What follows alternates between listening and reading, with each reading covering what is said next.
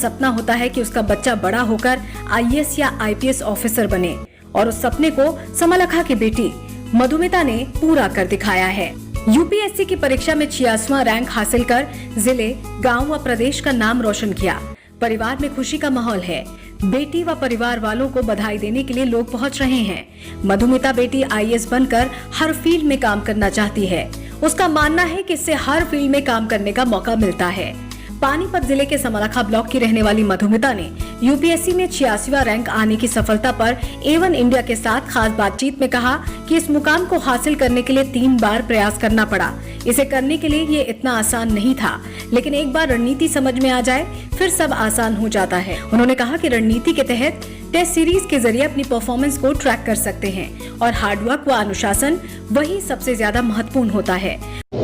Sir, इसमें basically तो strategy लगती है कि टेस्ट सीरीज वगैरह से आपको अपनी परफॉर्मेंस का पता चलता रहता है, तो आप उसको ट्रैक करते रहिए और उसी के हिसाब से फिर एग्जाम में भी अच्छी परफॉर्मेंस हो जाती है। जैसा कि आप जानते हैं कि मुझे 3 अटेम्प्ट लगे इसको करने में, तो इजी तो बिल्कुल भी नहीं है, बट अगर आपको स्ट्रैटेजी समझ में आ जाती है एक बार, तो उसके बाद फिर पॉसिबल है करना।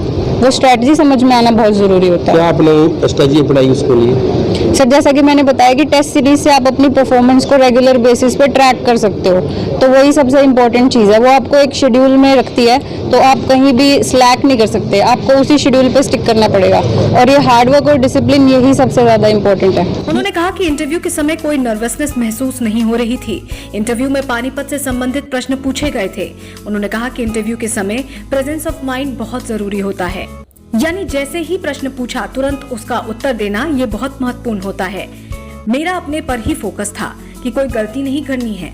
जो इस फील्ड में जाना चाहते हैं उनको यही कहूंगी, यदि आपने निर्णय ले लिया है कि आप इस फील्ड में जाना चाहते हैं, किसी की मत सुनिए, मेहनत करते रहिए, एक दिन सफलता जरूर मिलेगी।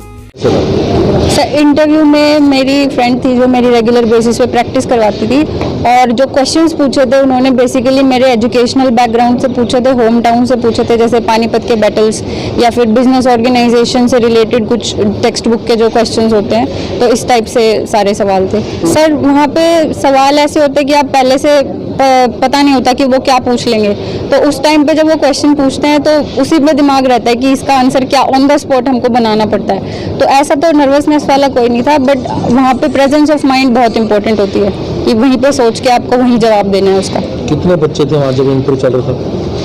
सर, इंटरव्यू वैसे तो एक 1-to-1 बेसिस पे होता है, पर उस दिन जो मेरा स्लॉट था दोपहर वाला, उसमें 35 अराउंड स्टूडेंट्स थे, क्योंकि 2 शिफ्ट्स में इंटरव्यू होते हैं। सब बच्चों को नर्वस दिख रही थी या कैसे मोटिवेशन दे रहे थे एक दूसरे को? सर, काफ़ी लोग तो एक दूसरे से बात कर रहे थे। मेरा अपने पे ही फोकस था कि मुझे कोई गलती नहीं करनी है अपने आप को कंडक्ट करने में, तो मैंने किसी को ऐसे ऑब्जर्व नहीं किया कुछ ज़्यादा। माता पिता दोनों ही बेटी की सफलता पर बड़े खुश नजर आ रहे हैं। मां ने कहा कि बेटी ने बहुत अच्छा मुकाम हासिल किया है, जिसकी मुझे आशा थी।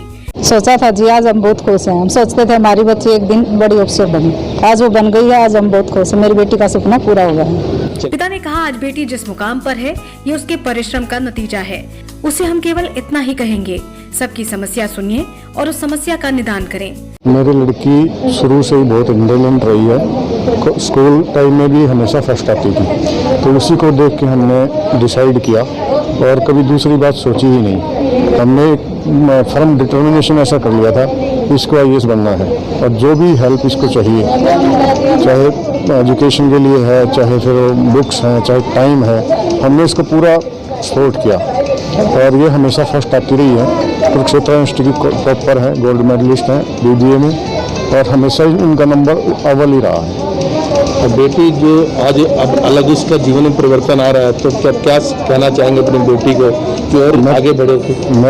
मेरी बेटी को यही सजेशन है, अपनी ड्यूटी जैसे हम फौजी करते हैं, जो भी फील्ड दिया जाए उसमें पूरी लगन के साथ अपना काम करें और ख़ासकर जो गरीब तबका है, जिनको लोग ऑफिसों में ज़्यादा ध्यान नहीं दे पाते हैं, ऐसा कोई भी ज़रूरतमंद आपके पास आए तो उसका पूरा ध्यान रखा जाए, उसकी पूरी हेल्प की जाए। बता दें कि मधुमिता कुरुक्षेत्र यूनिवर्सिटी की गोल्ड मेडलिस्ट हैं। हरियाणा की बेटियां भी अब किसी से कम नहीं, प्रदेश की बेटियां नए आयाम स्थापित कर रही हैं। मधुमिता के पिता मार्केट कमेटी में कार्यरत हैं।